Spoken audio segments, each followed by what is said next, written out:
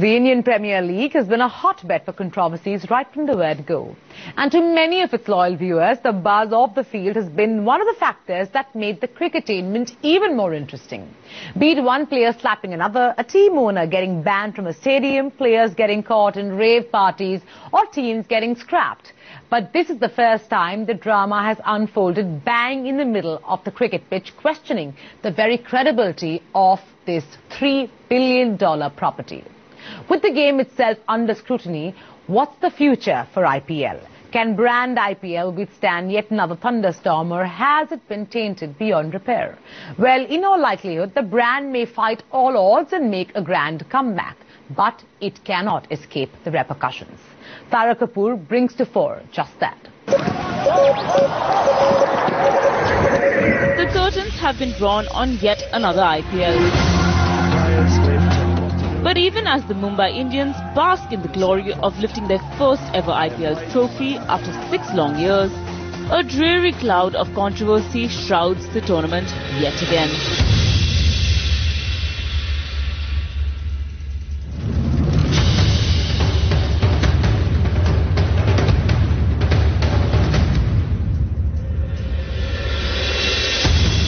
And while a quick recap will tell you that controversy and IPL have gone hand in hand ever since the tournament's inception in 2008, this one is the mother of them all. Cases of spot fixing that have percolated from cricketers to Bollywood to the BCCI itself. But India is a country that is infamous for its short-term memory. And with 11 months to go before IPL 7, the big question is whether everything will be forgiven and forgotten the same way it has in the past, or is this the beginning of the end for brand IPL? This is serious for the IPL, and they have got to sort it out in the next few weeks. Otherwise, the credibility of the tournament and the people that support it, the franchise owners, the sponsors, the broadcasters, are going to start to question the amount of money they're putting into the tournament. We have the next 8 to 10 months, I think, and BCCI obviously, will do enough to ensure that it never gets repeated in the future. The basic ingredients of IPL are still very, very strong, and that's not changed. But don't get us wrong, we aren't saying that IPL will not happen and that viewers and sponsors won't associate with the tournament anymore. Cricket in India is, after all, a religion. But what we are saying is that for many sponsors, especially MNCs, IPL is now too tarnished as a property, and many big companies are giving it a rethink. While most brands refuse to come on record to discuss this hot topic, global companies like Pepsi and Citibank are a worried lot and are planning to renegotiate their contracts for the coming year. The impact for a Head & Shoulders or a Pepsi could be global. If they're supporting something which is so corrupt and so messy in India, this is being seen across the world. So Pepsi then starts looking like a dodgy brand. If you're putting your money, you're expecting certain amount of consistency, transparency and delivery, which I don't think the multinationals are going to get for some time. Global brands which are very particular about the arena in which they operate in, and if there's any taint towards it, they probably wouldn't associate it. Brands are definitely going to take a rethink on the advertising strategy for IPL and whether to back it or not. Yeah? And I know of a lot of brands, at least 3 brands of ours, who've also come to us and said, Pratap, should we be doing 7? And those discussions are on. This is after we've seen big brands like Hero, DLF and LG sever their associations with the tournament in the past.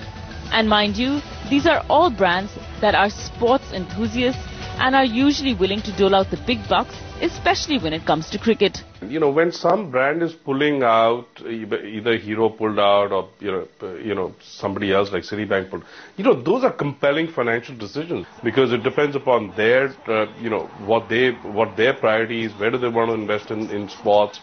For Hero now, the big priority is outside India because they're expanding the markets outside India. So they need to invest. Eventually the part of the money is still the same. So you'll pull out from some, put it somewhere else. Mr. N. Srinivasan, the President of the Board of Control for Cricket in India. And if you thought the crowd at Eden Gardens booing BCCI President Srinivasan at the IPL finale was bad enough, on the global stage the picture is a lot worse. Globally, almost all sport and sporting platforms have been tarnished by some controversy or the other, and some of the biggest names, from Lance Armstrong to Mike Tyson to Tiger Woods, have damaged the image of their sport because of the games they played.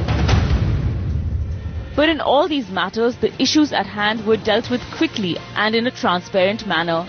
It never took 6 years for them to clean up their act. If you take sex and scandal, Tiger Woods comes right out in front. 3 years ago, he was caught with his pants down and, well, his brand value just plummeted. And then now suddenly he's back to number one. If you look at match fixing, this has been a problem for Italian, for Spanish, for German, for all the football leagues in the world. And all of them have managed, in spite of the value erosion due to match fixing, to come out of it. The question is, the sports bodies have moved swiftly and taken quick, decisive action and killed or taken whatever route they had to take, and that's how those sports came out of it. If you talk of the EPL or some of the other, or NBA, those have been around for many years. They've got decades of legacy. They've had their roller coaster ride. They've stabilized to the extent now that the brand itself doesn't get affected even if shenanigans happen. The trust in the brand itself, the brand has become like an oak tree, the EPL. So it's not easy to shake that. That stage has not yet been reached by the IPL. For IPL, the only thing that has been consistent beside the scam and controversy is the fact that year on year, the tournament has never been able to clean up the mess. A huge tragedy, because if there ever was a sports tournament that could take India to the world stage, this was it. But instead of crowning India as the king of cricket, it's been viewed more as the court jester. There are a lot of people who will want to see it fail because the calendar intervenes with a lot of international cricket. There's been a reasonable amount of resentment from other countries and particularly countries where players have been taken to play in the IPL, weakening the international sides because they can't afford to pay them as much money as the players are paid at the IPL. So there is a body of resentment to the IPL. So it won't take much for people to start questioning its credibility, its future, and its standing in the world game. The silver lining for all the stakeholders involved with the IPL is the fact that at least for the next few years, cricket is the staple diet for most viewers. And while the TV hours for the tournament have dipped consistently over the years, a 2.9 rating is still pretty good. But as the popular saying goes, you are only as good as the company you keep. And with the quality of brands diminishing every year, so is the equity of the tournament itself. And this would put the ball back in the advertisers' court, who will have much more negotiating power going forward. They will all wait in October, November to see what is the mood of the nation, what is their feeling on cricket. And if they find that, the mood yet continues to remain negative, the bookies and the controversy which is going on just now, if the sentiment is yet bad, I guess at least 20%, we will hope that the rates will go down. IPL's promise no longer stands as tall as it did 6 years ago. And with every passing edition, advertisers seem to find themselves in a dilemma even larger than the year before.